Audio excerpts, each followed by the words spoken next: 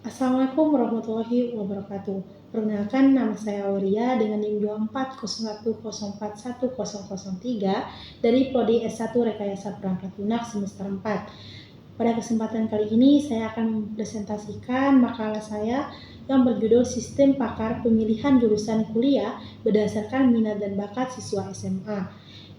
Makalah ini disusun dalam rangka memenuhi tugas ujian akhir mata kuliah kecerdasan buatan. Saya harap presentasi ini dapat bermanfaat dan menambah wawasan kita semua. Baik, mari kita mulai dari fakta yang mungkin mengejutkan kita semua. Bahwasannya berdasarkan data Kementerian Pendidikan, sekitar 60% mahasiswa Indonesia mengalami ketidaksesuaian antara jurusan yang dipilih dengan minat dan kemampuan mereka. Artinya, lebih dari separuh mahasiswa kita hari ini belajar sesuatu yang sebenarnya bukan passion-nya mereka atau bukan keinginannya mereka.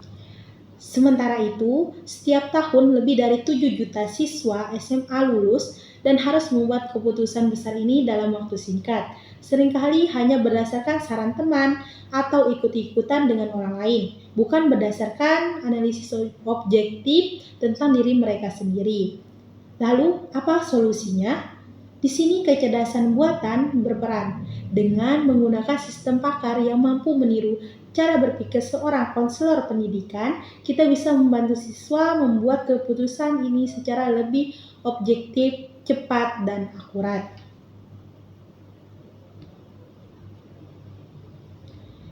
Nah, untuk kita masuk ke bagian definisi. Nah, untuk yang pertama itu, apa sih sistem pakar? Secara sederhana, sistem pakar adalah program komputer yang dirancang untuk meniru cara berpikir dan pengambilan keputusan seorang ahli manusia.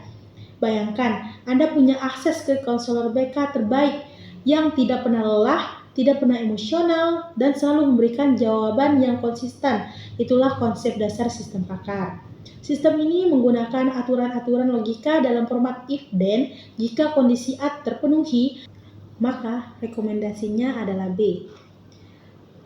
Sistem pakar ini adalah bagian dari kecerdasan buatan atau AI, yang di mana AI ini merupakan cabang ilmu komputer yang memungkinkan mesin untuk berpikir, belajar, dan memecahkan masalah seperti manusia. Dalam konteks kita, AI digunakan bukan untuk menggantikan konselor BK, melainkan sebagai alat bantu yang bisa diakses kapan saja dan di mana saja. Dan domain penerapannya dalam makalah ini adalah pemilihan jurusan kuliah. Sistem kami bekerja dengan mengumpulkan data minat, bakat, dan nilai akademik siswa, kemudian mencocokkannya dengan basis pengetahuan dari para ahli pendidikan untuk pengambilan rekomendasi jurusan yang paling sesuai. Masuk ke cara kerja metode. Sekarang, mari kita masuk ke bagian teknis. Bagaimana tepatnya sistem ini bekerja? Metode yang kami gunakan adalah forward chaining atau penalaran maju.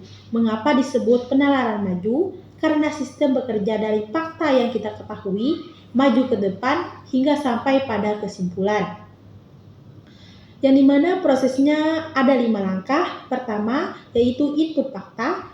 Jadi, siswa menjawab serangkaian pertanyaan tentang minat, nilai, bakat, dan kepribadian mereka. Yang kedua, yaitu working memory. Semua jawaban yang udah dijawab oleh mahasiswa tadi itu disimpan sementara di memori kerja sistem. Nah, untuk langkah yang ketiga yaitu matching, yaitu sistem mencocokkan setiap fakta dengan aturan-aturan yang ada di basis pengetahuan. Dan langkah yang keempat yaitu aktivasi aturan, yang dimana aturan yang kondisinya terpenuhi akan dieksekusi. Dan yang terakhir yaitu langkah yang kelima, yaitu kesimpulan. Sistem menyajikan rekomendasi jurusan terbaik beserta tingkat kesesuaiannya.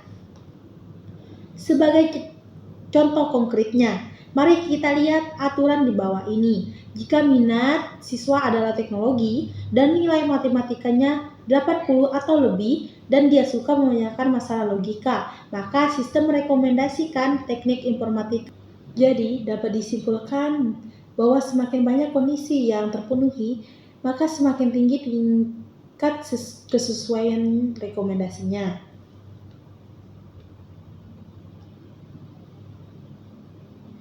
Setelah memahami cara kerjanya, sekarang mari kita lihat komponen-komponen yang membentuk sistem pakar ini. Jadi ada 5 komponen utama yang bekerja sama seperti sebuah tim. Yang pertama yaitu basis pengetahuan. Ini adalah otak sistem, berisi ratusan aturan if-then yang dikumpulkan dari konselor BK dan dosen berpengalaman. Tanpa ini sistem tidak tahu apa-apa. Yang kedua yaitu mesin inferensi. Ini adalah cara berpikir sistem, menggunakan forward chaining untuk mencocokkan fakta dengan aturan dan menarik kesimpulan. Inilah yang membuat sistem terasa seperti berpikir. Yang ketiga yaitu working memory. Ibarat meja kerja, sementara semua jawaban dari siswa disimpan di sini selama sesi konsultasi berlangsung. Dan yang keempat yaitu antarmuka pengguna. Ini yang dilihat dan digunakan siswa berupa form web yang mengajukan pertanyaan secara interaktif dan menampilkan hasil rekomendasi. Dan yang kelima yaitu fasilitas penjelasan. Komponen yang membuat sistem pakar berbeda dari konselor biasa. Sistem bisa menjelaskan mengapa ia merekomendasikan jurusan tertentu. Transparansi ini penting agar siswa percaya pada hasil akhirnya. Di sini kita masuk ke tahap proses pengembangan, yang dimana di sini ada 4 tahapan utama. Yang pertama yaitu akuisisi pengetahuan atau proses pengumpulan pengetahuan daripada ahli. Kami melakukan wawancara mendalam kepada konselor BK di beberapa SMA dan berdiskusi dengan dosen dari berbagai jurusan perguruan tinggi. Dari proses ini kami mengumpulkan ratusan aturan tentang karakteristik siswa yang cocok untuk setiap jurusan. Ini adalah tahap yang paling memakan waktu, namun paling krusial. Kemudian sebuah pengetahuan yang sudah dikumpulkan itu tadi harus diterjemahkan ke dalam bahasa yang bisa dipahami komputer. Inilah tahap referensi pengetahuan. Mengubah pengetahuan pakar menjadi aturan if-then yang terstruktur, lalu memfasilitasi kembali bersama para pakar untuk memastikan kebenarannya. Selanjutnya, kami merancang sistem menggunakan PHP sebagai bahasa pemrograman dan MySQL untuk menyimpan basis pengetahuan. Dan terakhir, sistem diimplementasikan dan diuji. Diuji menggunakan metode black box testing pada 50 siswa kelas 12. Hasilnya divalidasi oleh konselor BK yang sudah berpengalaman. Setiap teknologi pasti memiliki kelebihan dan kekurangan, dan sistem pakar ini tidak terkecuali. Mari kita bahas keduanya secara jujur dan berimbang. Dari segi kelebihan, sistem ini tersedia 24 jam. Artinya, siswa konsultasi kapan saja, tidak perlu menunggu jadwal bimbingan BK. Sistem ini juga konsisten.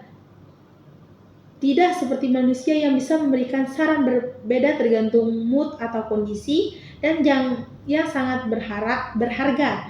Setiap rekomendasi disertai penjelasan mengapa jurusan ini direkomendasikan, sehingga siswa tidak hanya dapat jawaban tapi juga pemahaman. Namun, kita juga harus jujur tentang keterbatasannya.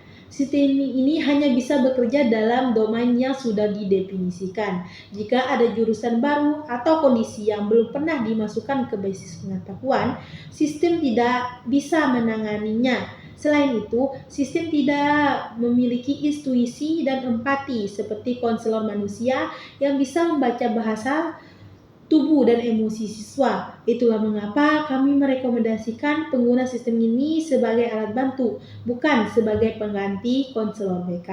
Sekarang mari kita lihat secara konkret bagaimana basis pengetahuan sistem ini bekerja. Di layar kita bisa melihat tabel aturan yang menjadi kecerdasan dari sistem ini. Ambil contoh aturan R01. Jika minat siswa adalah teknologi dan nilai matematikanya 80 ke atas dan ia suka memecahkan masalah logika, maka sistem akan merekomendasikan jurusan teknik informatika atau ilmu komputer. Kenapa syaratnya demikian? Karena itulah yang dinyatakan oleh konselor BK dan dosen teknik informatika berdasarkan pengalaman mereka bertahun-tahun. Dibandingkan dengan R02, minatnya di bagian kesehatan, nilai biologinya 80 ke atas, nilai kimia 75 ke atas. Nah, untuk rekomendasinya itu jurusan kedokteran atau farmasi. Terlihat bagaimana setiap jurusan punya profil syarat yang berbeda dan spesifik. Dalam sistem kami ada lebih dari 50 aturan seperti ini yang mencakup berbagai kombinasi jurusan dan bidang studi. Nah, sekarang sudah melihat teorinya, mari kita lihat bagaimana semua aturan ini bekerja dalam praktik nyata melalui studi kasus yang kami lakukan di salah satu SMA.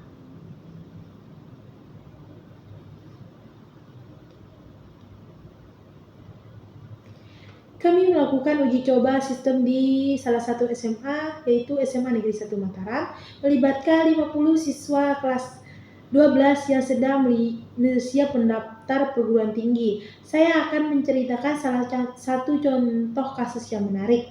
Nah, ada siswa bernama Andi dari kelas 12 IPA. Ketika mengakses sistem, Andi menjawab bahwa minatnya adalah teknologi dan komputer. Nilai matematika Andi 88 di atas threshold 80 yang diisyaratkan. Nilai fisikanya 82 di atas 75 dan ia menjawab iya untuk pertanyaan. Apakah kamu suka memecahkan masalah logika? Dan apakah kamu tertarik membuat program komputer? Cek di layar kiri, semua kondisi terpenuhi dengan tanda centang. Mesin inferensi kemudian bekerja, mengumpulkan fakta dari jawaban Andi, mencocokkannya dengan aturan R01 dan mengaktifkan aturan tersebut. Hasilnya seperti yang terlihat di panel kanan, teknik informatika mendapat skor kesesuaian 92% sebagai rekomendasi utama, disusul teknik elektro di 78% dan sistem informasi di 71%. Dari 50 siswa yang diuji, sistem berhasil memberikan rekomendasi yang tepat menurut penilaian konselor BK dan 88% kasus dan 94% siswa menyatakan sistem ini membantu mereka dalam pengambilan keputusan. Angka ini kami anggap sangat memuaskan untuk sebuah sistem pertama yang kita sudah melalui perjalanan yang panjang dari masalah, solusi, cara kerja, komponen, hingga hasil pengujian. Sekarang izinkan saya merangkum 4 poin kesimpulan utama dari penelitian ini. Yang pertama yaitu sistem pakar berhasil kami rancang menggunakan metode forward chaining dengan basis pengetahuan yang diperoleh langsung dari konselor BK dan dosen perguruan tinggi berpengalaman. Yang kedua yaitu forward chaining terbukti efektif dalam memproses data minat, bakat, dan nilai akademik untuk menghasilkan rekomendasi yang relevan dan dapat dipertanggungjawabkan. Yang ketiga yaitu tingkat akurasi sistem mencapai 86 hingga 88% yang divalidasi oleh konselor BK dengan kepuasan pengguna yang sangat tinggi yaitu 94%. Keempat, dan ini yang paling penting, sistem ini membuktikan bahwa kecerdasan buatan bukan sekedar teknologi canggih untuk industri besar. AI bisa hadir di sekolah kita, membantu siswa membuat keputusan terpenting dalam hidup mereka. Sekian yang dapat saya sampaikan. Mohon maaf jika ada kekurangan. Wassalamualaikum warahmatullahi wabarakatuh.